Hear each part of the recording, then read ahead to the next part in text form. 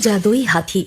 हरिनगर नाम का एक छोटा सा गांव था। उस गांव के लोग बहुत धार्मिक थे और पूजा पाठ किया करते थे, इसलिए गांव में बहुत सारे मंदिर बने हुए थे। गांव के एक कोने में एक छोटा सा टूटा फूटा घर था, जिसमें मुन्नी, गणपत और उनकी माँ राधिका रहा करती थी। मुन्नी 10 साल की हो चुकी थी और उसका भाई गणपत उससे बड़ा था। दोनों भाई बहन एक दूसरे को बहुत प्यार करते थे और साथ साथ खेला करते थे। मुन्नी और गणपत भगवान गणेश के बहुत बड़े भक्त थे।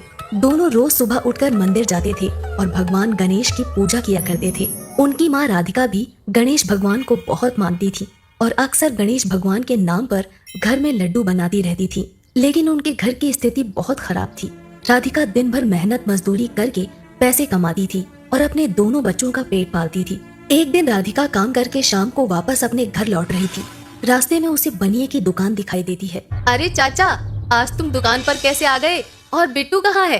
अरे बेटा, उसकी तबीयत तो बहुत खराब है, इसलिए मुझे दुकान पर आना पड़ा। अच्छा चाचा, मुझे 1 किलो बेसन दे दो। बहुत दिनों से लड्डू बनाकर गणेश भगवान को प्रसाद नहीं लगाया। इसके बाद राधिका बेसन लेकर अपने घर पहुंच जाती है और लड्डू बनाने लगती है। थोड़ी देर बाद मुन्नी और गणपत बाहर से खेलकर घर आते हैं।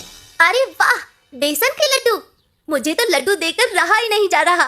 तू रहने दो मुन्नी, पहले लड्डू का भोग भगवान गणेश को लगेगा, है ना माँ? हाँ बेटा, पहले भगवान जी को भोग लगाएंगे, उसके बाद तुम दोनों लड्डू खा सकते हो। अच्छा ठीक है, लेकिन माँ, मुझे आपसे एक बात पूछनी थी। हाँ मुन्नी, पूछो। गांव के बाहर एक सर्कस आया है जिसमें एक हथनी का बच्चा फ्री में मिल रहा है।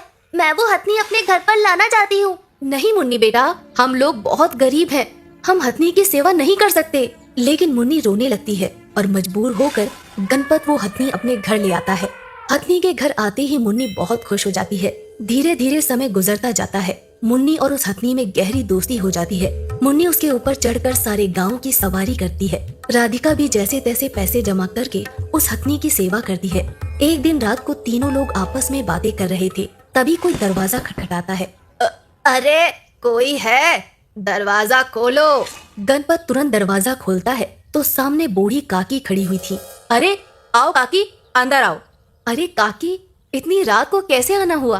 अब क्या बताऊं बेटा, घर में खाने का एक दाना नहीं है और मेरी कोई नहीं सुनता। सबको तो बस अपनी अपनी पड़ी है।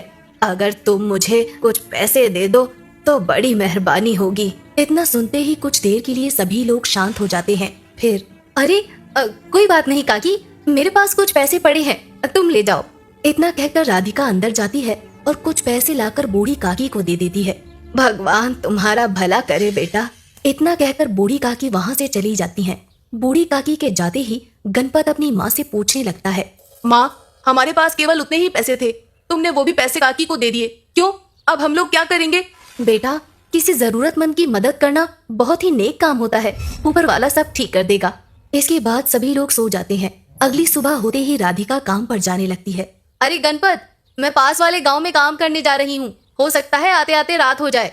हाँ ठीक है माँ, हम लोग घर पर ही रहेंगे। राधिका काम पर चली जाती है। अपनी माँ के जाते ही मुन्नी गणपत के पास आती है।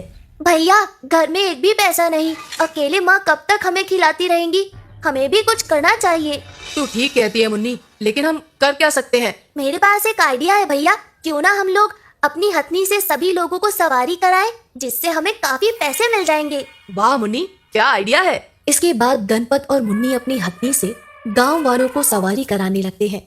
हाथी की सवारी कितनी सस्ती, कितनी प्यारी, आइए आइए, हाथी की सवारी का मजा लीजिए। मुन्नी और गणपत दिन भर गांव वालों को हाथी की सवारी कराते हैं और बहुत सारा पैसा कमा लेते हैं। अंधेरा होते ही उनकी माँ राधिका काम करके वापस घर आ जाती है। माँ, आज हमने गांव वालों को अपनी हथनी की सवारी करा के बहुत सारा पैसा कमाया, ये देखो इतने सारे पैसे। इतना सुनते ही राधिका गुस्से से लाल हो जाती है और गणपत को एक जोरदार थप्पड़ मार देती है। गणपत रोने लगता है। माँ, तुमने भैया को क्यों मारा? हमारी हथनी गर्भवती है और तुम लोगों ने गांव वालों को उसकी सवारी करा दी। हे गणपति बप्पा, माफ करना, मुझे पता नहीं था माँ, मुझे माफ कर दो। अभी जाकर तुरंत हथनी से माफी मांगो, वरना भगवान गणेश नाराज हो जाएंगे। इसके बाद गणपत और मुन्नी अपनी हथनी के पास जाकर उससे माफी मांगते हैं और काफी देर तक उसके पास बैठे रहते हैं। तभी उनकी माँ आवाज लगाती है। अरे बेटा, कितनी रात हो गई है, आओ खाना खा लो, जो हुआ उसे भूल जाओ। 2 दिन बाद गणेश चतुर्थी है, हमें कल पूजा का सामान लेने भी जाना है। गणपत और मुन्नी खाना खाकर सो जाते हैं। 2 दिन बाद गणेश चतुर्थी का त्योहार आ जाता है और गणेश चतुर्थी के दिन हथनी 3 बच्चों को जन्म देती है। राधिका, मुन्नी और गणपत बहुत खुश होते हैं और धूमधाम से गणेश चतुर्थी का त्योहार मनाते हैं। हम बहुत किस्मत वाले हैं, आज के दिन हथनी ने 3 हाथियों को जन्म दिया है। हाँ माँ, और देखो ना, ये तीनों छोटे छोटे हाथी कितने प्यारे लग रहे हैं। कुछ महीनों बाद तीनों हाथी के बच्चे थोड़े थोड़े बड़े हो जाते हैं। एक रात को तीनों हाथी के बच्चे घर के बाहर रस्सी से बंधे हुए थे और वो रात पूर्णिमा की रात थी। जैसे ही रात के 12 बजते हैं तो चांद की रोशनी उन तीनों हाथियों पर पड़ती है। तो देखते ही देखते पहला हाथी सोने के लड्डू निकालने लगता है और दूसरा हाथी जादुई मोदक निकालने लगता है और तीसरा हाथी बहुत सारा जादुई खाना निकालने लगता है। अगली सुबह जब राधिका तीनों हाथियों के पास सोने के लड्डू और ढेर सारा खाना देखती है तो जोर से आवाज लगाती है, गणपत, मुन्नी, जल्दी यहाँ आओ, देखो यहाँ क्या हो गया है। गणपत और मुन्नी दौड़कर वहां पहुंच जाते हैं और वहां का नजारा देखकर उनकी आंखें फटी की फटी रह जाती हैं। लगता है माँ, ये तीनों जादुई हाथी है। अरे बाप रे, इतना सारा खाना और सोने के लड्डू, अब हमारी सारी गरीबी दूर हो जाएगी। लेकिन इससे पहले तो कभी ऐसा नहीं हुआ, कहीं कोई भूत प्रेत का साया तो नहीं। माँ, कल पूर्णिमा की रात थी और इससे पहले हमने कभी भी तीनों हाथियों को रात को बाहर नहीं बांधा था। थोड़ी देर बातें करने के बाद वो लोग सारा जादुई खाना और सोने के लड्डू उठा लेते हैं। राधिका और गणपत शहर जाकर सोने के लड्डू बेच देते हैं। इससे उन्हें ढेर सारा पैसा मिल जाता है और वो लोग बहुत बड़ा घर बनवा लेते हैं और साथ ही तीनों जादुई हाथियों और उनकी माँ हथनी के लिए भी एक बड़ा सा बाड़ा तैयार करवा लेते हैं। हर पूर्णिमा की रात को वो तीनों जादुई हाथी ढेर सारा जादुई खाना, जादुई मोदक और जादुई सोने के लड्डू देते थे। राधिका, मुन्नी और गणपत ढेर सारा जादुई खाना गांव के गरीब लोगों में बांट देते थे और अपने घर के बगल में एक बहुत बड़ा गणेश भगवान का मंदिर बनवाते हैं। धीरे धीरे आसपास के बहुत सारे गाँव में ये बात फैल जाती है कि वो तीनों हाथी जादुई हैं। दूर दूर से लोग जादुई हाथियों के दर्शन करने आने लगते हैं। धीरे धीरे समय के साथ वो तीनों जादुई हाथी और बड़े हो जाते हैं। एक दिन मुन्नी अपनी माँ राधिका से कहती है, माँ, जैसे जैसे हमारे तीनों जादुई हाथी बड़े हो रहे हैं, वैसे वैसे वो और ज्यादा जादुई खाना और सोने के लड्डू दे रहे हैं।